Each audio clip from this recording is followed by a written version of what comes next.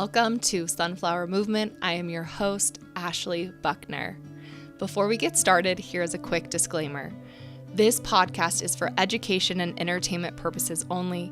I am a licensed therapist, but unless you have a signed consent form with me, I am not your therapist. This platform is not a form of psychotherapy, counseling, or healthcare of any kind.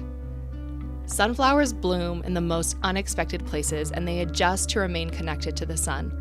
Metaphorically, I define these sunflower movements as experiences with people, places, and moments where we feel seen, heard, and believed. Thank you for tuning in. All right, welcome back to Sunflower Movement, you guys. I'm so excited for today's guest, Katie Schiffgen. Her and I actually connected on Instagram and have been chatting for a while. She's a yoga instructor. She does breath work. She lives in Cottonwood Heights, Utah. She's also doing so many other cool things that I am excited to have her talk to you about. She's also deconstructed and left the Mormon church, so we'll talk more about that as well. But welcome, Katie. Why don't you go ahead and introduce yourself? So I'm so glad you're here. Thank you. I'm happy to be here. I'm excited. Yeah, you did a pretty good job. I am Katie Schiffgen. I've been teaching yoga for about 10, 11 years now. And then about 5 years ago, kind of discovered breath work, and not breath work like a lot of people think of. In the yoga world, we do like pranayama exercises, and like I call those functional breathwork exercises. And then this breathwork that I facilitate now is like from the holotropic breathwork lineage, if anyone out there knows what that is. But I call it like therapeutic breathwork style because just one session can be like really transformational for some people, and you don't have to have any experience or do it with consistency necessarily. So I discovered that for myself about 5-6 years ago, and then was like, what is this thing? And kind of like went down that path. There weren't a lot of people in Utah. I couldn't find anyone in Utah doing it at that time. So I just kind of like found this lady in California and explored that. And then I got certified as a facilitator in breathwork.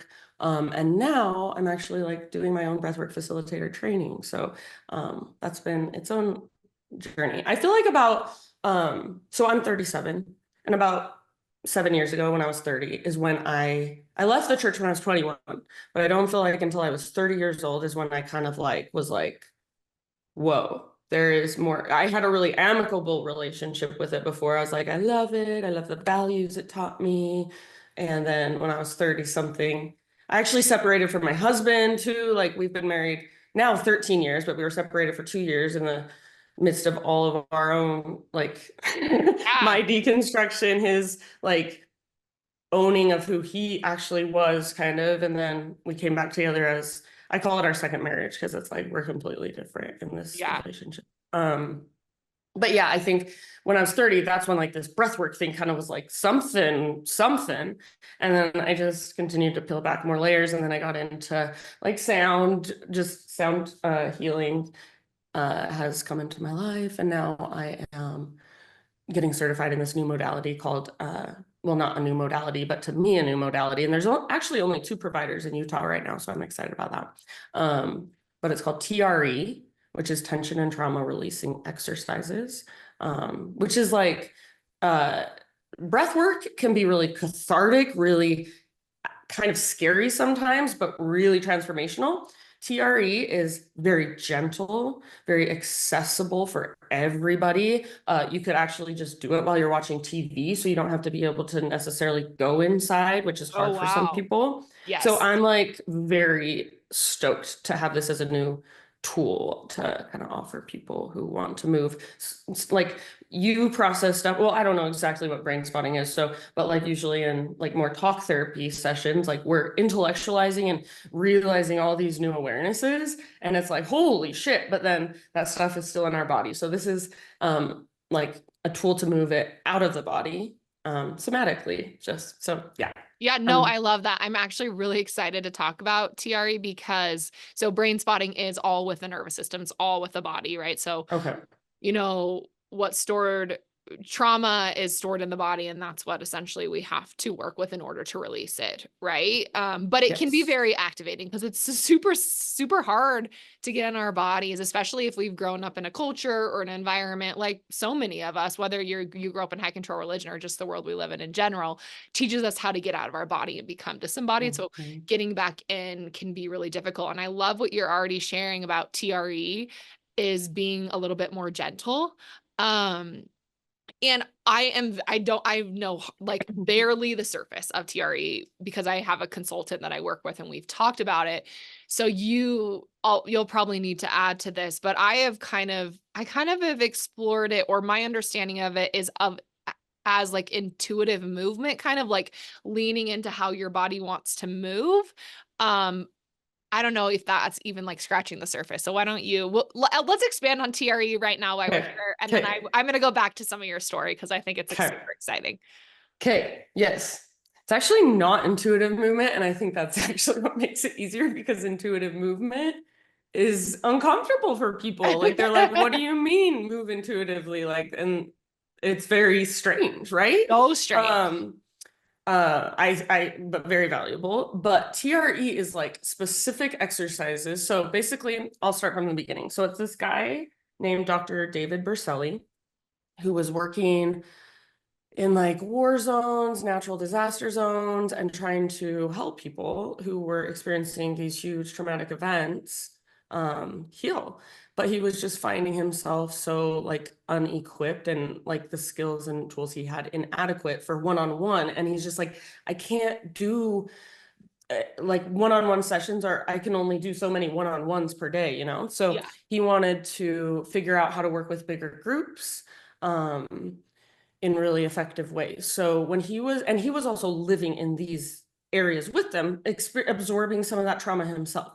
So he was basically just like researching, like, okay, what is happening here, and observing people's behaviors when like bombings were happening, or when something was happening that was very traumatic. And he observed two things.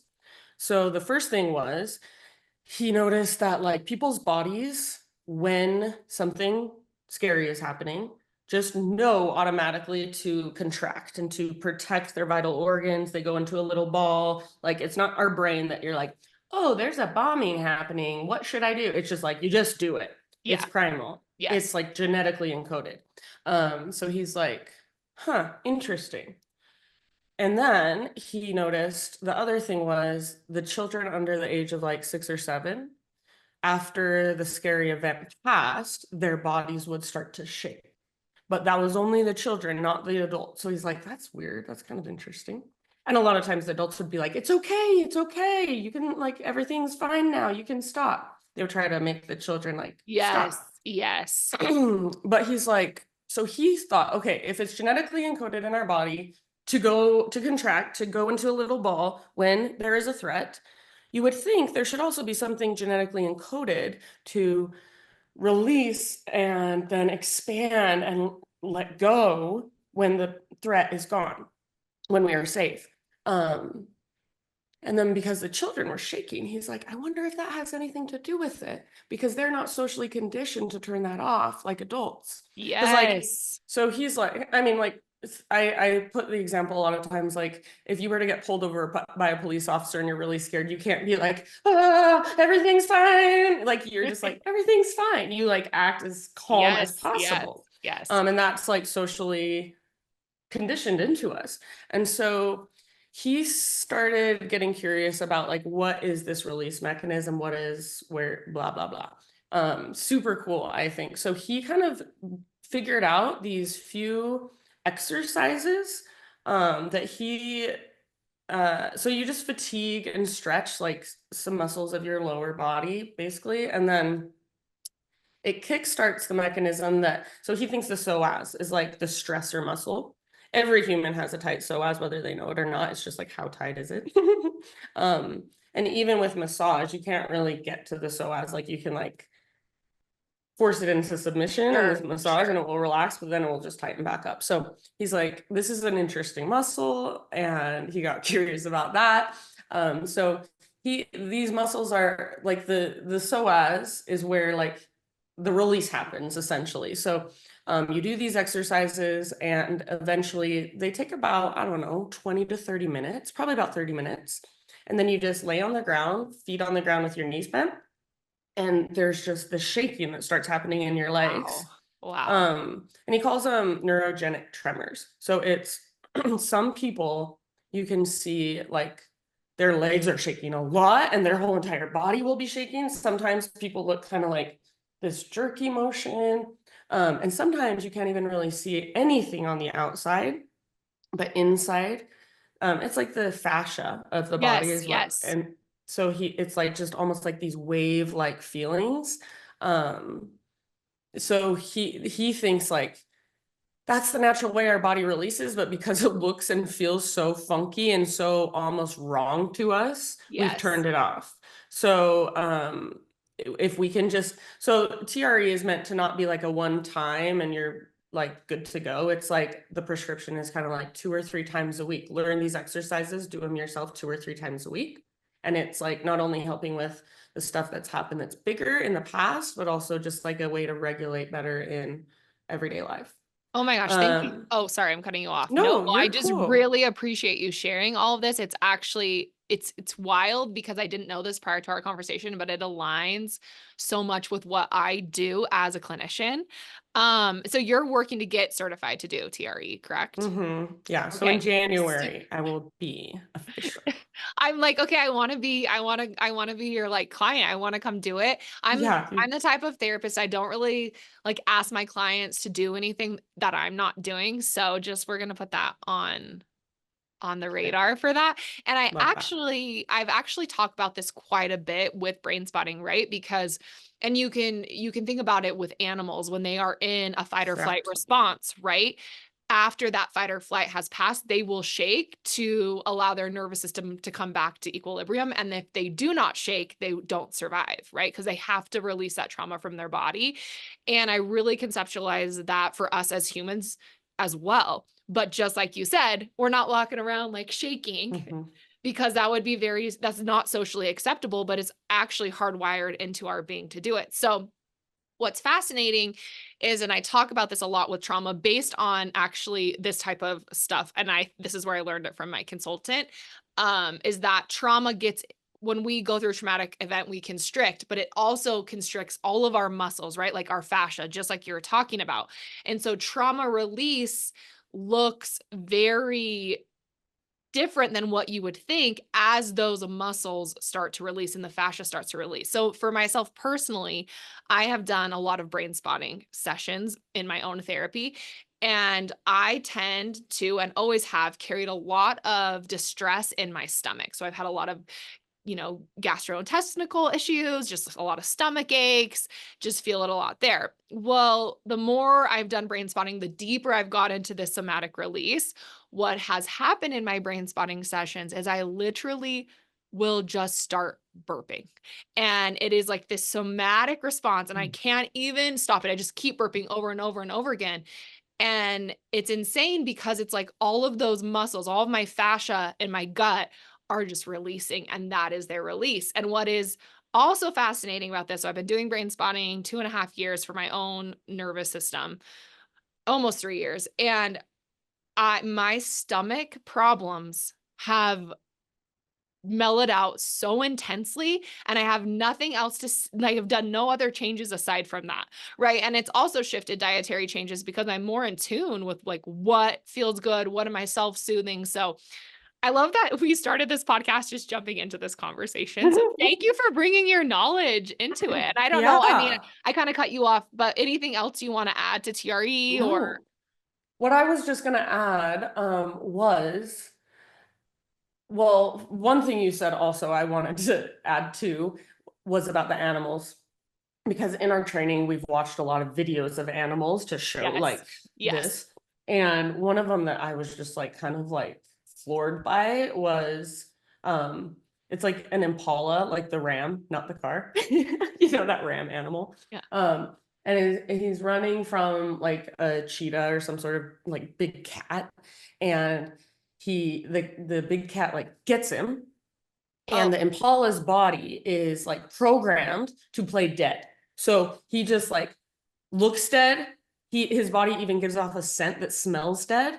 And the cat only wants live prey. So the cat's like, not interested, leaves him there. You think he's dead. You watch it, and like slowly his body just starts to like do these little tiny tremors.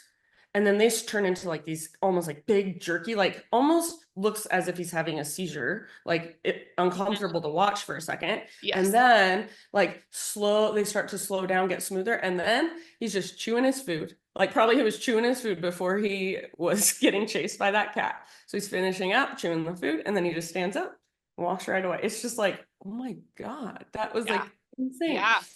Because you see it, like animals just do it. They don't think about it. It just happens. Their body knows. And that's how they survive, right? Like Yes.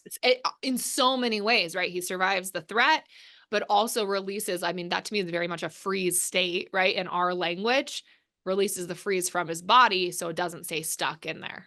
Totally. Yes. And then the one other thing I was going to add is like, now that I've been doing this practice myself, because part of the training is you're supposed to do it like 2 or 3 times a week yourself.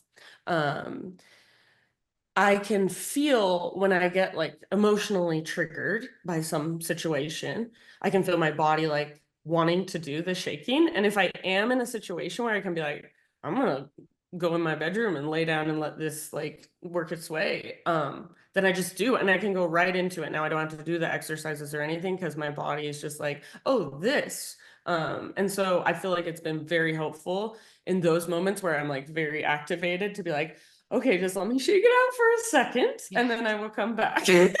No, I love that. I love that you're sharing this because actually, because I do work with a brain spotting consultant and we talk about all this kind of stuff, I will have clients that why we're brain spotting, right? Because so we're working with the nervous system and it will pull all of this stuff up. It will essentially send people into fight or flight a lot of times, and or freeze or fawn, right? And if I notice that they're having like a tremor, I really invite them to notice it and to lean into it and to allow it to get as big as it can.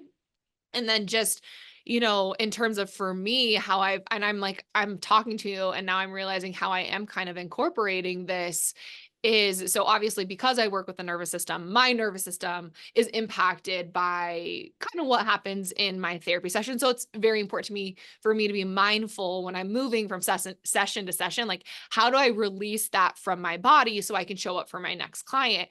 And sometimes it's as simple as okay, I just had this really intense session. I'm noticing it in my body and I will just stand up and I will like shake my hands and just be like, okay, I'm letting it release. Right. And I don't think it's getting as deep into my fascia as what you're talking about, but I think it's a place to start to really tune into like, we can shake things out. And it's just that neural connection of, okay, I have this icky in my body. I'm noticing it. I'm going to do something to release it from my body. And it's really powerful. And it helps me a lot, just ground and show up differently for the next client. 100%. Yeah. Before I found TRD, I would shake it out like on purpose. And now I'm like, oh, my body will do it itself. Yeah, that's so cool, Katie. Thank you for letting me for sharing your knowledge about this. That's honestly my hope for this podcast is that it's just like this collection of stories and resources and nervous system regulation stuff. And I think that what's also really cool is like you are embodied in your lived experiences along the way. And I resonate so deeply with that. Okay, I want to pivot back to your story. So one thing that stood out to me that you shared is like you stopped attending church when you were 21, it sounds like. And then 30, you start maybe diving into some of your own nervous system, doing your own inner work. And tell me how that kind of shifted or how that brought up stuff, maybe things that you had not really reflected on when you first left at 21. Does that question make sense? Very much so. Okay, so yeah, when I was 21, I decided like I'm no longer Mormon. It was a very hard decision because all of my friends at that point, my life very much did revolve around the church, and I was still going to like a singles ward and everything, but I had just been struggling with like my own like beliefs around it for so long. And actually, I think what gave me the permission to finally just be like, I am done is I started dating a guy from Ukraine who was just like so far from Mormonism. And I was just like, oh. And he like bought me when we were out to dinner my first glass of wine, and I tried my first glass of wine, and I was like, oh, what is like, there's like this whole other thing going on out there. Like maybe I want to try this. So I did. I was like, I'm not Mormon anymore. I started like drinking alcohol here and there, but the funny thing was like I was still like reading my scripture, like I would still read scriptures Oh, before bed, and I would still say prayers before bed, but just like I was like reframing. I just didn't know any other way to be in the yeah. world. So Yeah. it was just kind of like I was just at that point like I don't know, and that's okay that I don't know, and I'm just gonna like slowly, I don't even think I had any goal. I was just like, no longer Mormon, and I don't know. And I'm gonna do whatever that looks like for me. And that was like, yeah, reading like, and I think it was like I had a lot of OCD. I mentioned that, like OCD tendencies within the church growing up, like very actually severe, I would say. But I was able to somehow by some miracle like get over that when I left the church, I guess, but also it like left remnants of like I still have to do this thing, I still have to do this thing. And I think it was my way of managing anxiety because I could Mm. check the boxes, and as long as I did these things, everything would be okay, nothing bad would happen. And then once I didn't have that anymore, I'm like, but what do I do? So I was like still trying to kind of like make myself feel safe and in control with checking boxes outside myself. It was like my only way I knew. So yeah, so it was like a little bit of still like reading the scriptures because they're good. And I like Jesus still, and I like God still. And you like, so I in college I majored in international studies and minored in Chinese. So I traveled, like I lived in China and India for like a year and a half. So that kind of also got me out of the box of Utah. Yes. Um, and I was like exploring more. I was able to like explore myself a lot easier away from it all, like away from that weird bubble of Yeah. Utah, honestly, that I didn't even know I was in. I want to take a moment to tell you guys about a new product I'm using called Prana Mat. I've been using this mat for the last month, and it has been such a game changer for me in regards to decompressing, releasing stress, getting better sleep, and even noticing some more muscular tone in my body. I love the mat because it gets directly into my nervous system. It's a way to do a body-based approach that's very quick and efficient and only requires about 5 to 10 minutes. To learn more, visit pranamat.com and use Ashley B at checkout for a special discount code. No, People would always say that. I I'm really like, what? appreciate I really appreciate you sharing that. I actually definitely think that there's so much that we can learn and see when we leave the environment in which we've always known or grown up in and getting outside of that bubble. And I think you spoke to something really important when you were talking about having quote unquote OCD or that scrupulosity, right? That happens when you grow up in the church. And you said it's like I would feel stressed. I would feel that in my body. And then what was the way like I got rid of that? I checked all the boxes. I did all the things. And I think that is so incredibly real when you grow up in a high control setting and then you leave the high control setting, right? You stop attending, but you still have that distress show up in your nervous system. So how do you soothe that? You check all the boxes. So I love that you really pointed that out because this is so real for so many people. This is how they navigate that distress. And I genuinely view like that scrupulosity, that needing to check the boxes as a trauma response, right? People are just trying to figure out how to navigate that distress. So I'm glad you pointed that out. Mm-hmm. Thank you for sharing that so candidly. Okay. So you started traveling, you like went to all these places, keep going. Mm-hmm. And I also started, I think this is kind of, it was at age 25, I think, that I got into yoga. Like that's when I was like my mom did yoga all growing up, but I never really connected with yoga through her necessarily. But in my, yeah, mid-20s, I kind of found it for myself and was like, oh, I like this. There's something here. And I also think, and then I did yoga teacher training. And I think that yoga teacher training, um, just brought a lot of new perspectives and a lot of new ways of thinking into my awareness.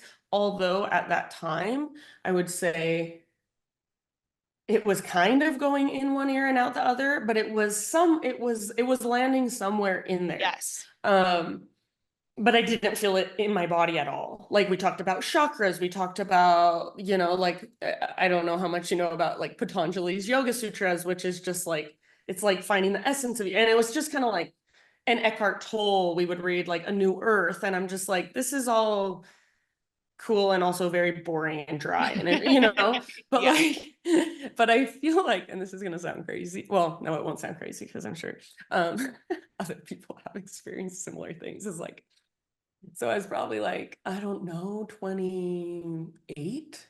And I was camping. I kind of like started connecting with a new community through the yoga stuff and Yes. meeting new people who had like very different perspectives than Mormon, which was all I had been around really, for the most part, except my family that I'm like, that's a weird. Okay, we can get back to that. But Yeah, we're gonna circle back to that, but keep going. okay, so probably, yeah, around 28 years old, went camping in the desert. Like my friends, like these new friends are like, we go camping. I'm like, ooh, this sounds fun. So like we go camping in the desert, we ate mushrooms. And that is when I was like, this is all I had to do for that whole 1,000-hour yoga teacher training was eat these mushrooms. And like, it was like, I felt all the stuff that I had learned in my body. I was like, Yeah. oh.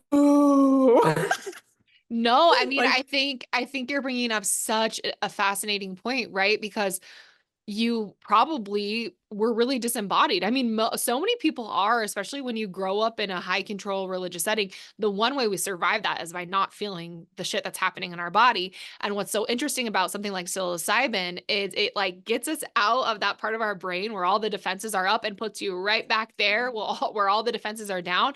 And so then, yep, there it is, which can be very overwhelming for a lot of people, right? But also it sounds like to me maybe you were ready for this yeah, insight and I think, realization. yeah, I think that was like a big moment of like, just kind of like a holy shit. There is something, because before I was just like, I don't know, it's fine, I never need to know. And I was like, oh, there's some, I feel connected. I feel Yeah. loved. I feel God. I'm not just talking about him. Like, I'm like, oh, there's something more. And it's like actually really healing feeling. Like, not like Yeah. I think I had a part of me that was like almost like, if I don't believe in this, then I'm not going to believe in anything else. Like it's either Yes. like Mormonism or like nothing. Like who cares? Who knows? Who cares? And then and I didn't feel any sort of really purpose or any sort of really connection to something greater than me for a while.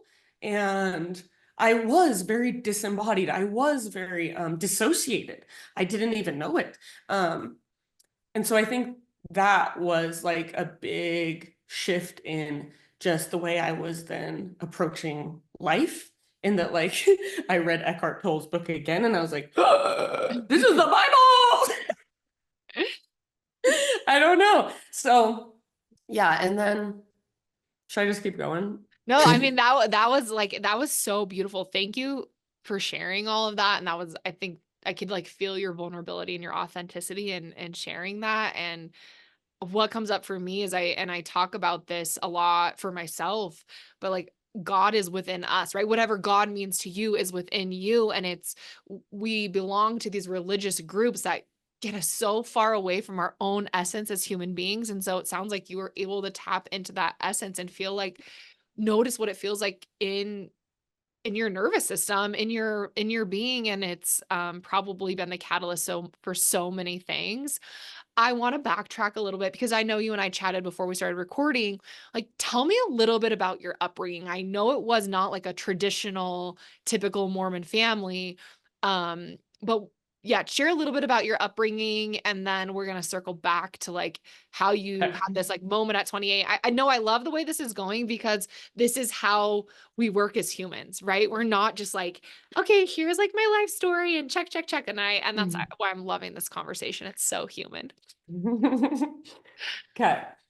Yes, I'm enjoying this too. It's good for me. Let's see. So I just my family, it's me, my brother, my mom, dad, and my family was not Mormon.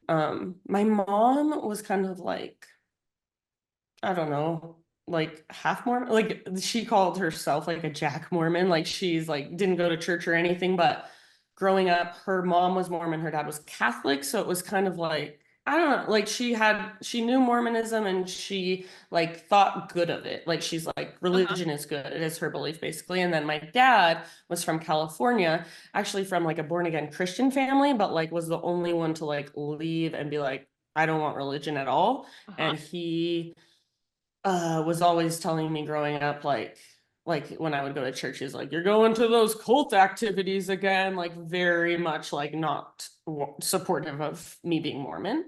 But my mom would like take me to church, like drive me, and she would sometimes come to sacrament meeting with me and then leave, and I would stay for like Sunday school and primary myself. And then she even started going to like how they have those gospel doctrine classes or whatever, like I think she was like trying for me to be like, oh, if Katie wants to do this, then I want to support her in this.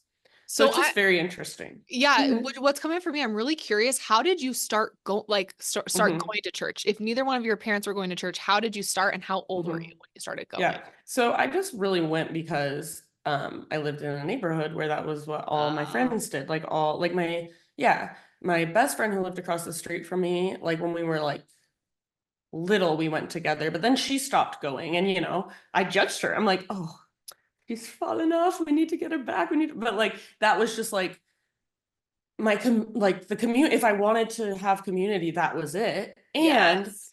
I think because people a lot of times are like, so why? And I'm like, and then it's like acceptance community. But I think the deeper thing, honestly, was safety. And I'm Mhm. probably gonna start crying when I talk about this, but like, That's okay. um, my dad, uh, he worked for the railroad, so he was gone. Like he was on call 24/7. He was gone often. We didn't have religion in the home. We had no like, so I don't think that like my mom taught the golden rule. Like that was like just be kind, but like I think as a little girl, it just gave me some boxes to check. Like, oh, if I say my prayers, then everything will be okay. Oh, if I pay I was paying fucking fast offerings as like an 8-year-old. They would come to my house. I would like take the little envelope and put like $1 in it. Like it's sad because I thought Yeah. like that's how I don't go to hell. That's how I save my family from going to hell. Like it's like it just gave me such a like clear understanding of like how the world works that I'm just like, oh, if I do this, then I get this, and then everything will be good, and I never have to worry. So obviously, this is the way. Yeah, no, oh my gosh. Like It's like, I have chills right now, Katie. Thank you for sharing that and just for being so vulnerable. Um, and I mean it makes so much sense, right? Like it does give that yeah, safety piece. And I think, and I talk about this a lot and I feel this a lot, like, and this, I've tried to figure out the best way to say this, and I don't think that the church is intentionally preying on people. Like, I don't really think that's how yeah, they view it. But what happens because of the way their doctrine is because of this community element, because of growing up in a community in Utah and all your friends are like that as a little kid, you are really susceptible. Like it targets vulnerable populations. And in my mhm, opinion, as a little girl growing up with what you're sharing, you were a vulnerable population. And it's like, oh my gosh, this big, beautiful religion that has all of these things that I'm not feeling within my own home or my own being. Here we go. Like that's exactly what I mhm, need. And I don't think it's talked about enough. Like your intention for being a member of the church was pure and is mhm. pure. Yeah, yeah.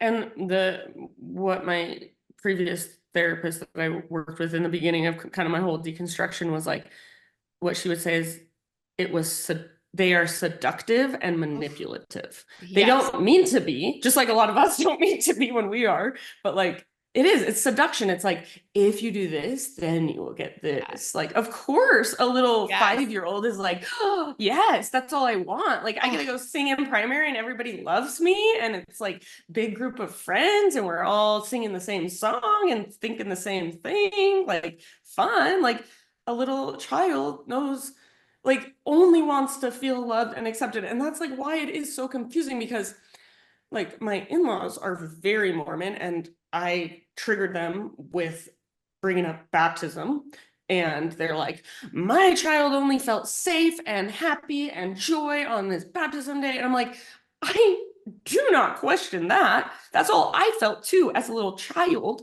because I didn't understand the psychological stuff that was happening. Like, hmm and you can't as a child because you're just like a sponge. You're just like, whatever you say. And that makes it like, if it makes me feel happy, safe, and loved in that moment, that's really all that I care about.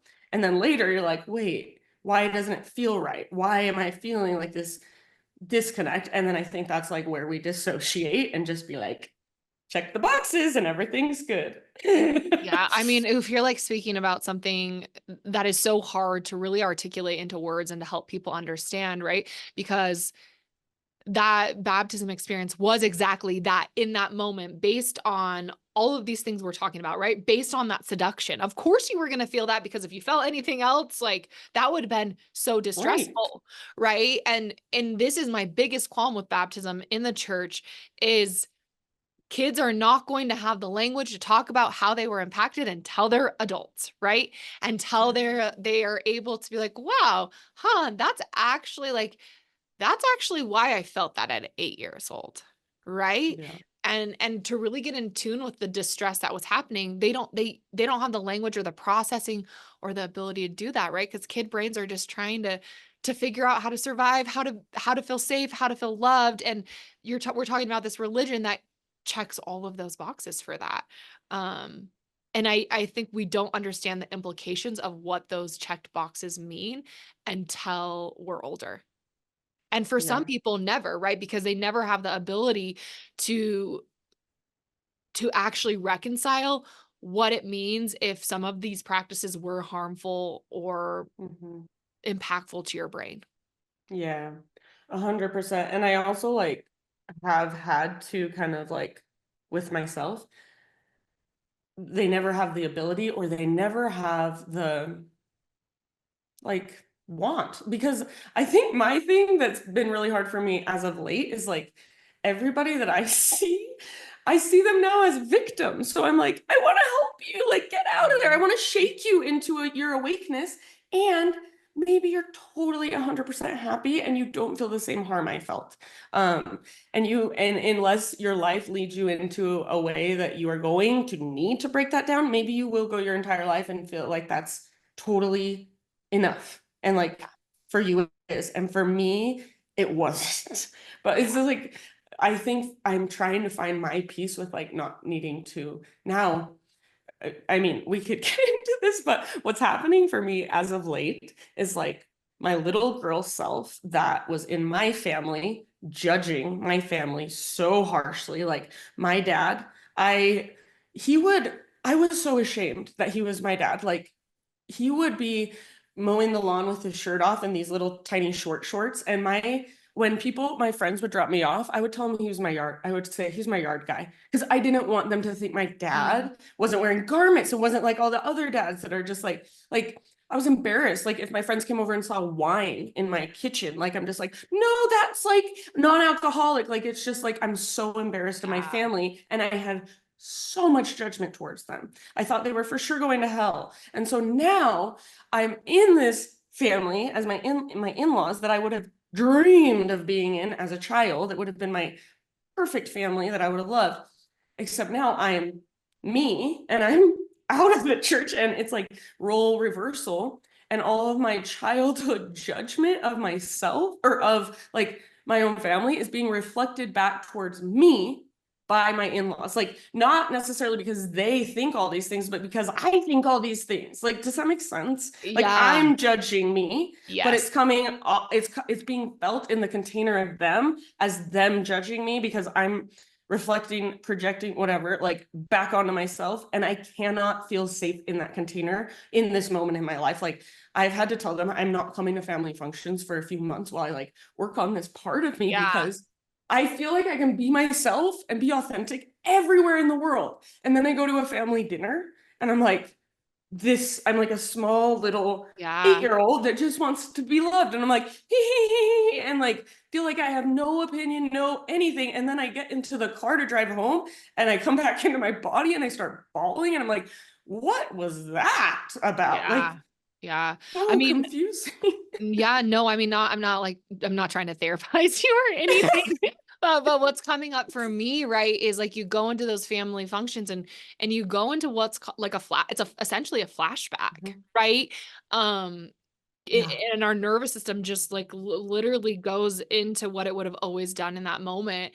And I think, like I love your insight and awareness around like you are judging yourself. Like that's what's coming up for me is you're judging yourself. And I almost hear too a little bit of like judgment toward yourself for how you viewed your family and like this need to almost like kind of forgive yourself and like forgive little girl you, because in my opinion little girl you was just doing what she thought she needed to do to survive. And I think, right, that's a really difficult thing to reconcile too, because you're like judging your quote unquote family, who's your family, and then there's like layers in that. And so I don't know. That's what also is coming No, up.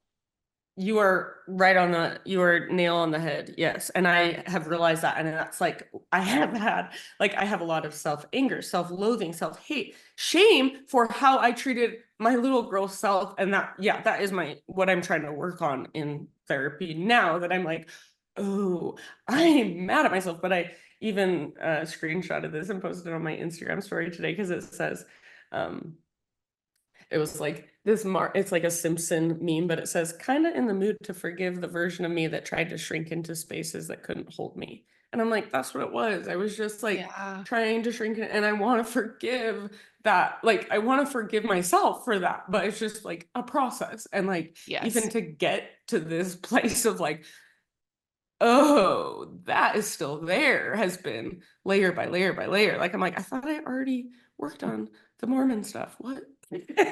No, I actually no, this is like such a incredible conversation, Katie. Thank you for being so vulnerable and so authentic. And for me, it's also painting this picture of like what deconstruction looks like, which it is so messy, it is so complicated. And then you make waves. You're like, oh yeah, I got through that. And then old shit gets pulled back up. And for me, this is just how I conceptualize healing in general. And I talk about it all the time with my clients.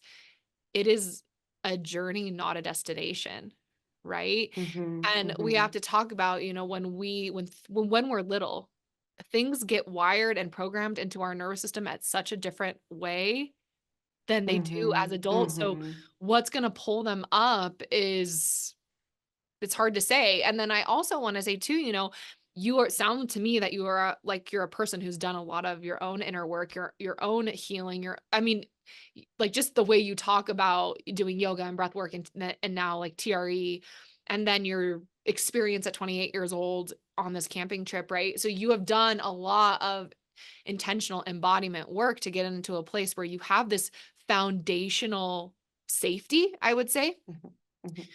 And I have noticed that as people get that, then it allows some of this old deep shit to come up because you are more regulated in the here and now. So you have the capacity to process it. And to me, that this is coming up and you're like, oh, this next layer is so representative of your own healing, because you have to feel that regulation in order to pull some of that really heavy stuff up. And I know that Mhm. even for myself personally, like I've had things come up that I'm like, I was over this, but I Yeah, also I wasn't working through it at a place of feeling regulated. And I think that's the biggest difference. yeah, totally.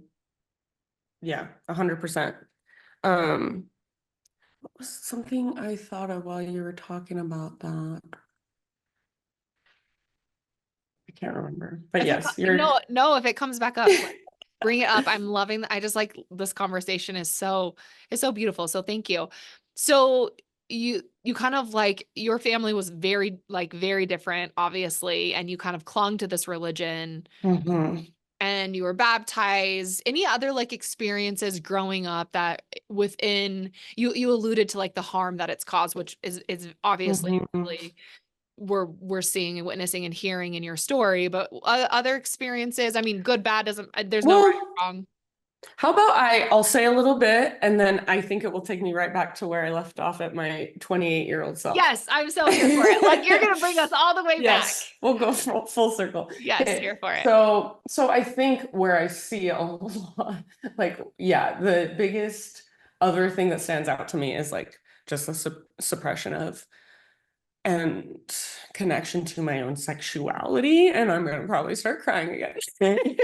And because, um, yeah, I like a lot of like, okay, I'll just say this for one thing, like I didn't even masturbate till I was 30 years old, and that is not normal. But in the church, that is probably completely normal. I bet a lot of women don't masturbate their whole entire life in the church. And like I thought it was bad. I thought it was perverted. I thought anything that had to do with like anything sexual was just like bad, quote unquote, wrong, until I was married. And so I, of course, had like when I was a teenager, like middle school, high school, like I was I had crushes, I dated guys, I kissed guys, I had like, you know, I what do they call it? Levi Lovin', like we do all the weirdest stuff. And yeah, and then like I remember like confessing to my bishop, and it didn't make me feel better. It made me feel worse. Just all this like really confused stuff around sexuality, and I would just push it down, act like everything was great, smile. I was like straight A student, good, like perfect. Everybody thought I was the happiest person. I look back at pictures, I look like the happiest person. I was, as far as I knew. But I now looking back at myself, I'm like, I was so confused and so tortured inside. Like I was dying inside, thinking I was saving myself with every little millions of prayers I said per day.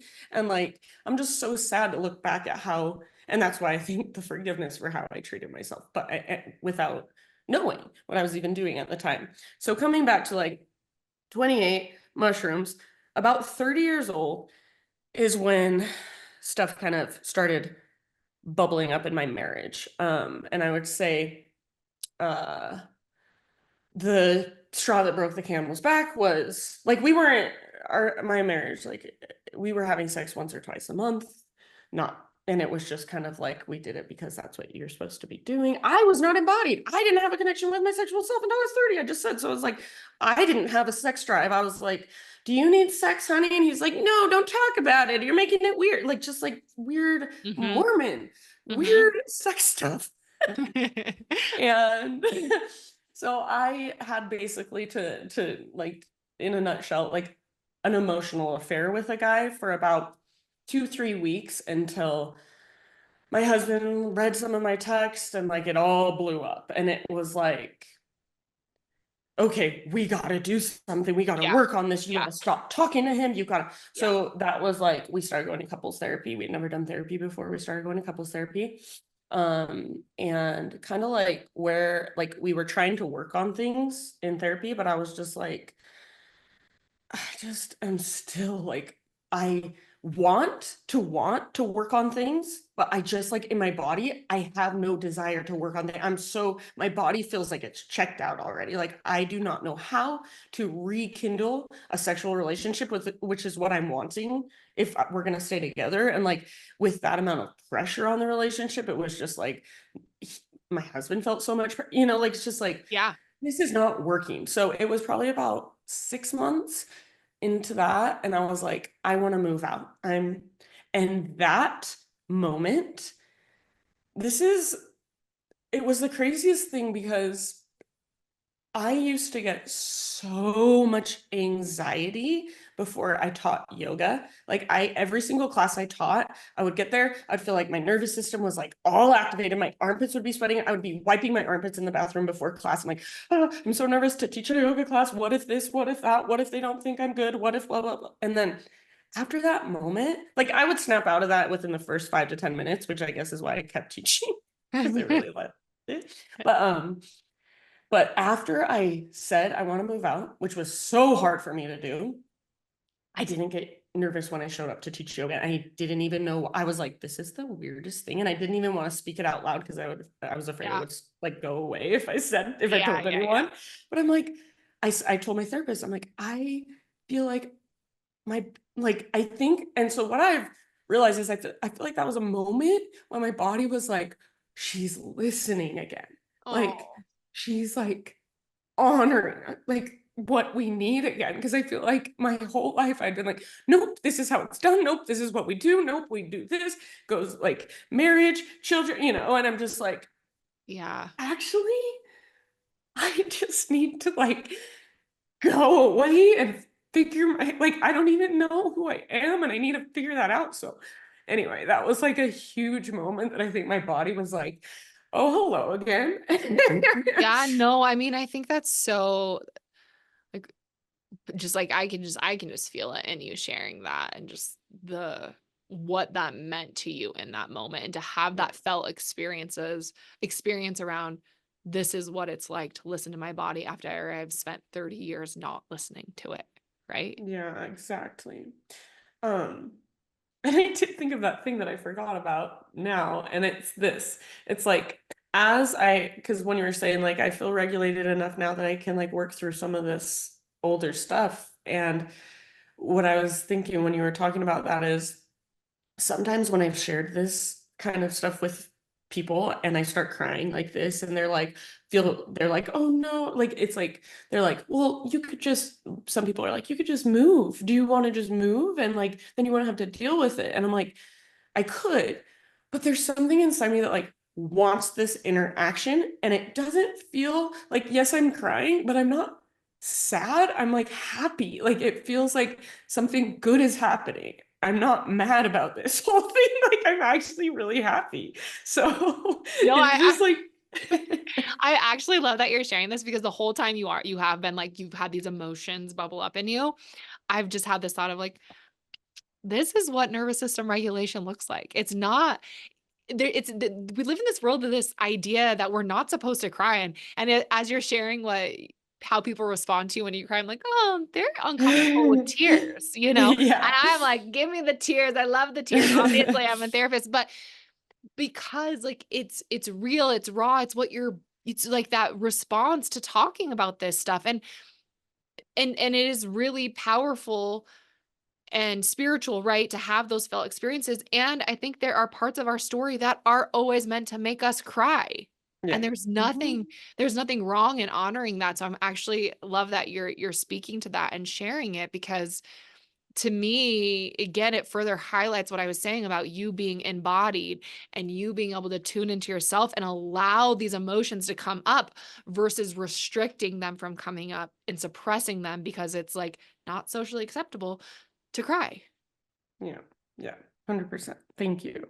And yeah, I wasn't like this before. And so it is a different way of being, but I like actually love it in the weirdest way. Like I'm like, I feel more alive. I just feel more Yeah. alive and connected. And it's like a good thing. Um, okay. Back to so I moved out. That was the time I moved out. I moved to this basement apartment. It was right 2020, the pandemic hit. So I was like alone in my basement a lot. um, and I said I want to date this guy that I had this emotional affair with Yeah. back, and I was like, I just like my body knows there's something there and I cannot not do this anymore because I'm trying to do the thing that I'm supposed to be doing. So I dated this man and I call him my demon lover because I feel like that was like kind of like my own sexual reawakening, which thank God I had because I cannot imagine going through my entire life how I was. Like if I didn't know that I had this whole other part of myself that is so powerful and so like to me at this point, I'm like, I think of like self-pleasure. I don't even like to call it masturbation because I think that word is just like or maybe it's my Mormon belief of it, but self-pleasure, I think it's like a way of meditating and connecting to myself, to something bigger. Like I'm not like I'm like, it's so sad that my whole life I turned it off because I thought it was bad and wrong. And I think it's because it connects us to our power, and that's scary for people who want to control us. And so I'm like, I think he held the space for me, like a really safe space, because I didn't know how to orgasm, like in the beginning. And so that was, I was so just like, I don't even know, like just like tight held to, like I didn't know how to release. And so he held the safe space to allow, and I actually, yeah, there's so much there, but yeah, thank God that I did go through that and find him to help me with that process. And then it was about 6 months later, and it was like this whole LSD journey in the desert with just him.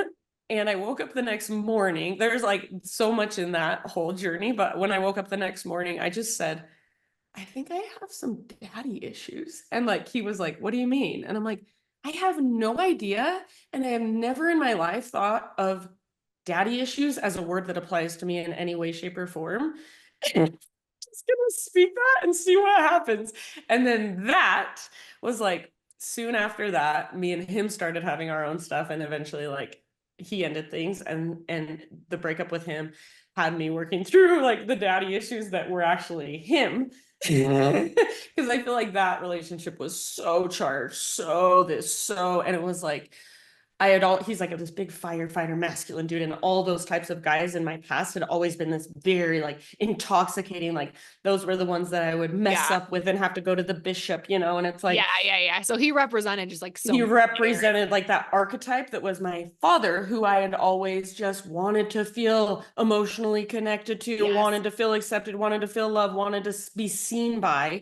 And here I was getting it from this man who was like him in for me. So, and then I worked through that healing process after we broke up, and now looking at him, I'm like, really? I was like that attracted to you? That's so strange.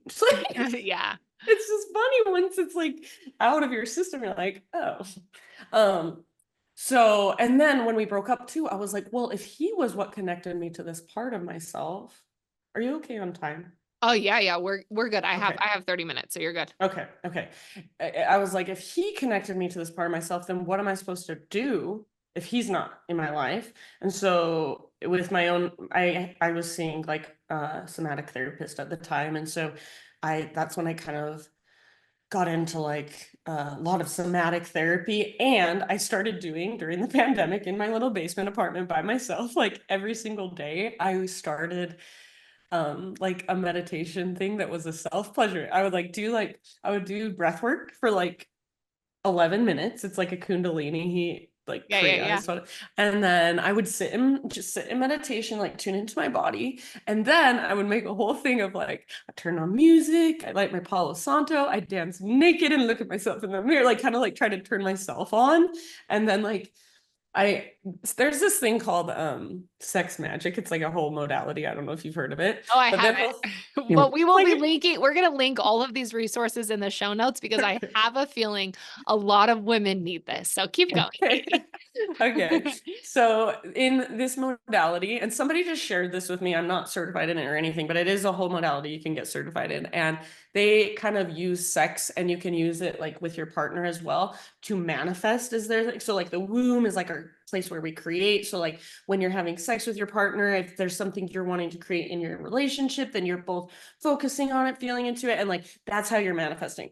So somebody shared this with me, and I was like, okay, I just want to manifest like happiness for myself. Like I don't really care like about like my friend who shared it. She's like, I want to write my book. So I put a picture of my book in front of me, like my vision board. And when I self-pleasure, I just stare at it and I think of my book being birthed into the world. And I'm like, okay, but at this point, I'm like, I don't really have anything like goal of like, I want to write a book or I want to do this or that. I just want to be happy in my life. So I was just like, I started just like feeling into like, what does happiness feel like? What is like, what is the life I want to feel like?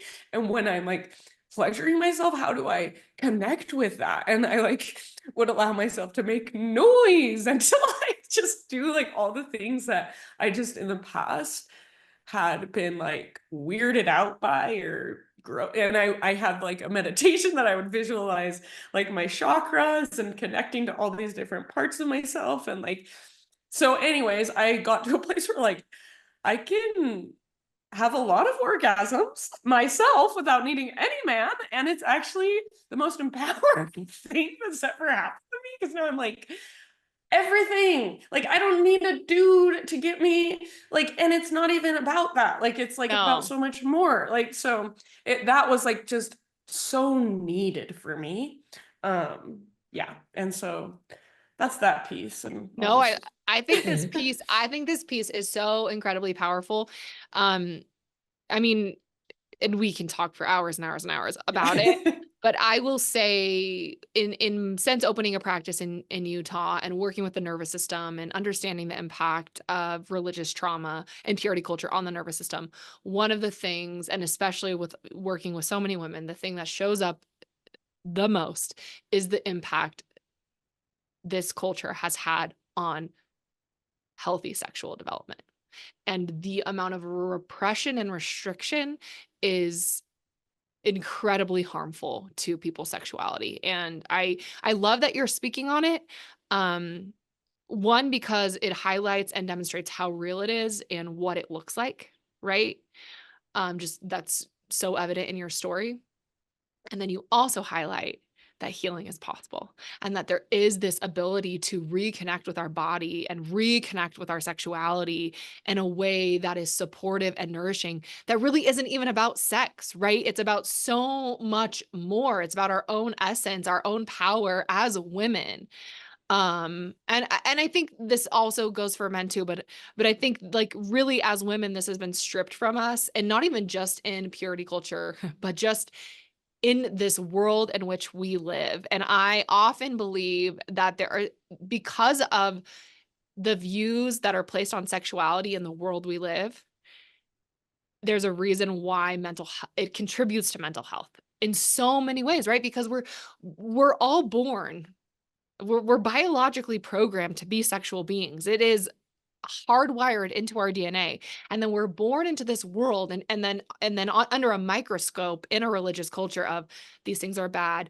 You're not supposed to do this with your body.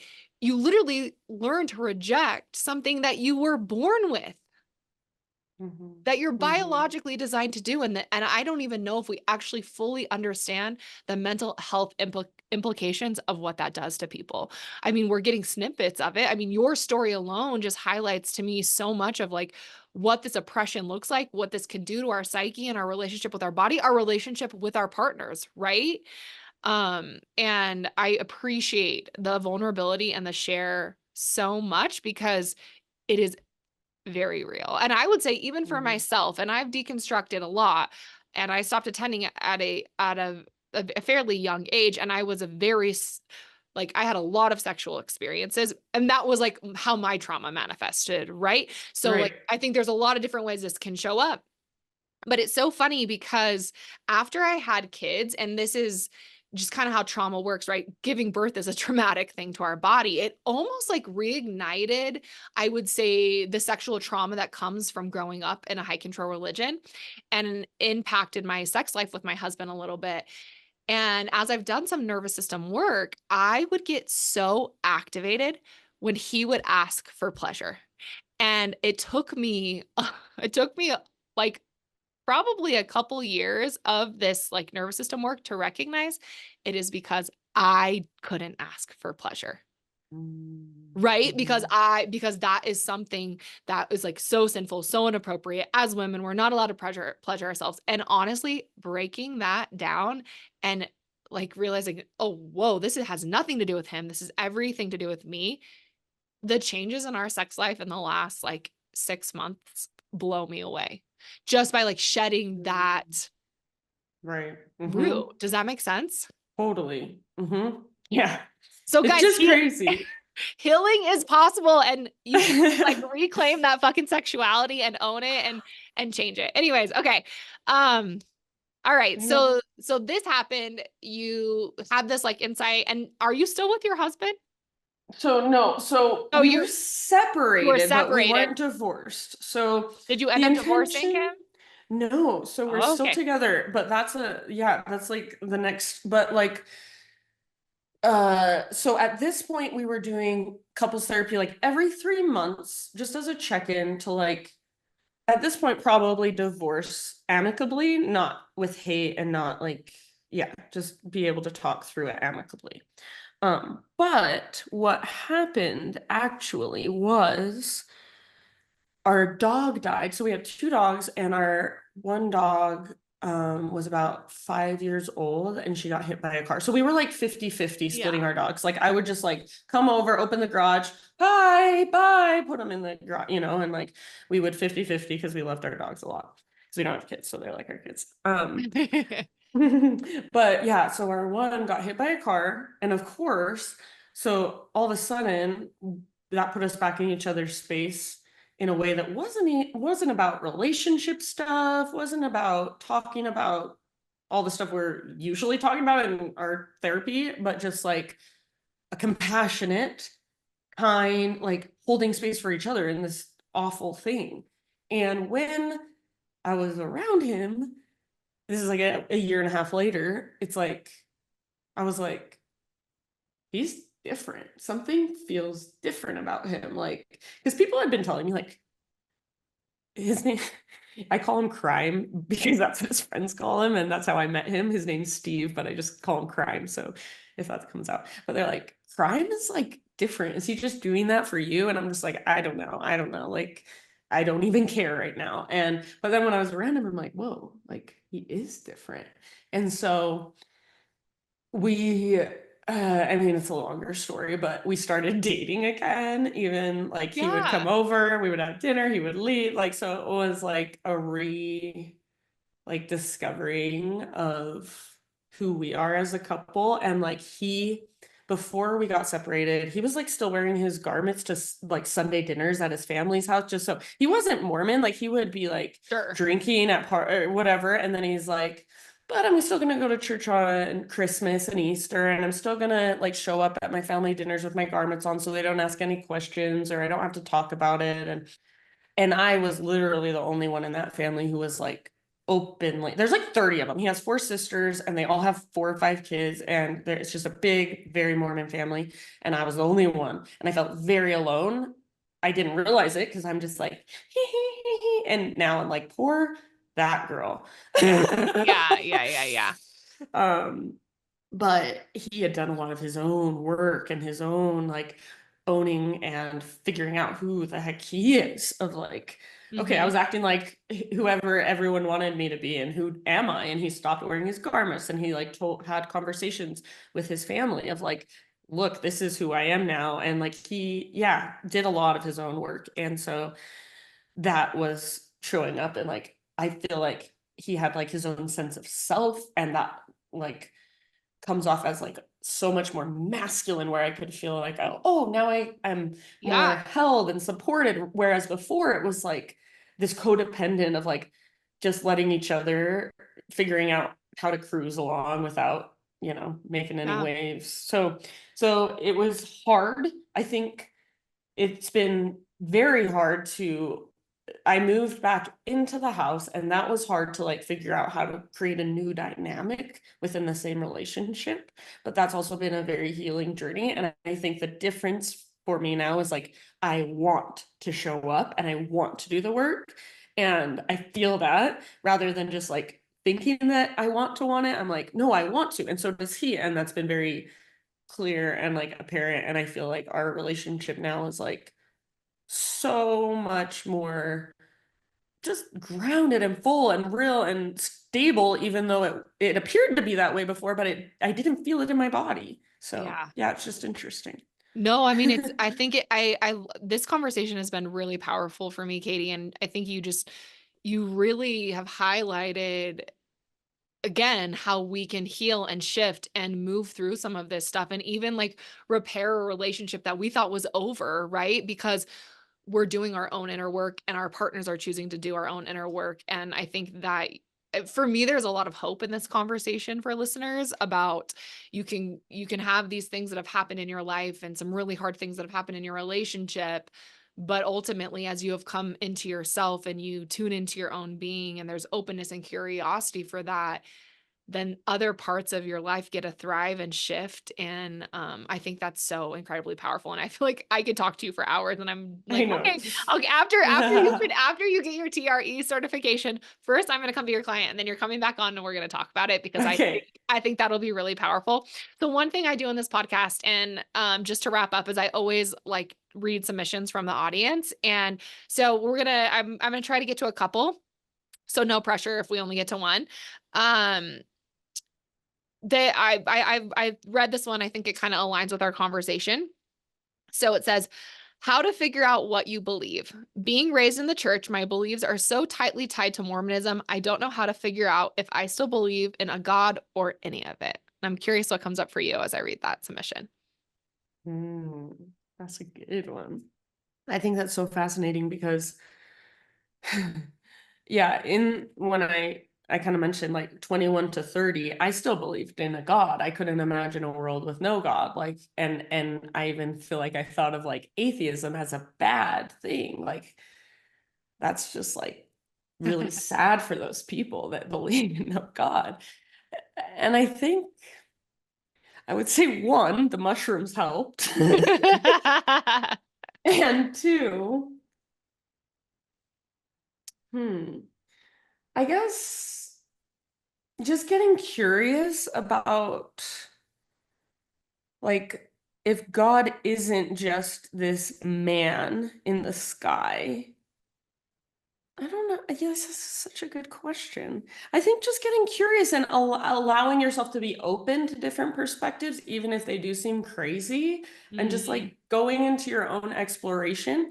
I remember, like I mentioned, I lived in India and I saw people, I think they were probably Hindu, and they were doing this thing. It's called kirtan, and you get like singing mantra and you get moving, and it's kind of just like you're just like, and I remember watching them doing that and being like, they are insane. This is the most insane religion I've ever witnessed. Cuckoo birds. And now I'm doing that stuff. And like, but it feels authentic and right now because I've gone through the journey of like being in my body and expression and all this stuff. But it's like it's not like a click of the fingers. It's like, I'm going to try this thing that seems a little weird and see how I feel. I'm going to try this thing and this seems a little weird and see what comes up. And maybe just opening up to the possibility of God not being like the God that you have known the entire life you've lived, which is super hard because that's your reality. But I don't No, know. That's I love what you're sharing, because I think there is an element of this that is so uncomfortable, right? You have to allow options that you would not normally gravitate towards to be on the table, not because that is going to be what you select, but to just hold space for how vast all of this is, and that what God or a higher power looks like for you, Katie, is different for me. And then that's okay. Right. I think a lot of times when you grow up, and especially, I mean, because we both grew up in the Mormon church, like there's one right way, there's one real God. And those types of beliefs are really limiting. And I think they impact our ability to be curious. So to me, curiosity is such a gift, and it's hard to tap into because it's uncomfortable when we've been told not to be curious. But I am with you. I think that's a way, is put all options on the table and get uncomfortable, try different things. And ultimately, again, and you said this much earlier in our conversation, in your experience, right, of that embodiment of, well, God is within me. And that is what I genuinely believe for everyone. Your access to a higher power is within your own being. And obviously that can be so uncomfortable to get into. So maybe even starting with some embodiment work could be really, really powerful. And I have one more thing that I thought of too while you were Yes. talking. Go. So a lot of time, like a lot of the time I mentioned, like I left the church and then I really didn't believe, I didn't want to put any name on God for a while. Like I had this time where I'm like, almost like if there's not God, then there's just nothing. Or there's just like, I feel, even after I did mushrooms, I was like, I felt it, but I didn't want to put a word to it because it wasn't God that I had learned about. I'm just like, there's something, there's energy. And that was all I needed for a while, was like energy. But then my therapist was like, what do you call that energy? And I'm like, I don't know. And I don't like want to put a label on it because God has like this connotation of religion to me. And Yes. she's like, well, get curious about what that new word. And so like I started for a while like calling it just the divine. I'm like the divine for me, like, and that has like a more feminine, which I like that. But like for some people, so when I teach breath work, I'll always say like, I'll invite them to bring in this energy that is bigger and vaster and greater than themselves. And I'll say, you may call it God, you may call it goddess, you may call it source, universal consciousness. Maybe you don't want to put any label on it at all, but there's this physical realm we're all living in. There's no denying it. And then there's something else going on that nobody can quite put their finger on. And whatever that is, get curious about that. And how does that feel if you invite that into your body? So I don't know. No, that's so, I mean, this is incredible. I think I'm gonna end it there because that is just that's really powerful for me and just the curiosity element. Well, thank you so much, Katie. Thank you for your vulnerability and your authenticity. And I just know that this conversation is gonna meet those who need it. I always end with this is like, there any final thing you want to say before we wrap up? Mm, I'll just say this. I was afraid to speak like this for a long time, like openly about church stuff, because I still had a lot of fear about people not liking me or offending my in-laws or like all that. I think a lot of people, even who want to leave the church, like don't want to take like the big step because they just don't want to have to deal with all this shit that comes up. But I think for me personally, it's so worth it on the other side. And I'm like, so much. I feel creative. I feel connected. I feel like me. Now that I'm allowing it to just like be what it is and like show up as myself without apologizing or apologizing and being like, why did I think I need to apologize? And then getting, like it's just like, I think it's fulfilling, I guess is the word I will say, is like it's fulfilling because there's like so much work. And even though it's hard, it's also exciting and freeing and expanding. And then getting to see other people connect with it and go through their own processes, like just, yeah, just keep showing up and keep staying curious and things will Yeah. unfold. Well, thank you for showing up and for sharing like you with us. This conversation just felt so real and raw and authentic, which is exactly my vision for this podcast. So thank you. And thank you guys for listening. Until next time. Thank you so much for tuning in today. If today's content resonated with you, please share, leave a review, all the things. It would mean so much to me.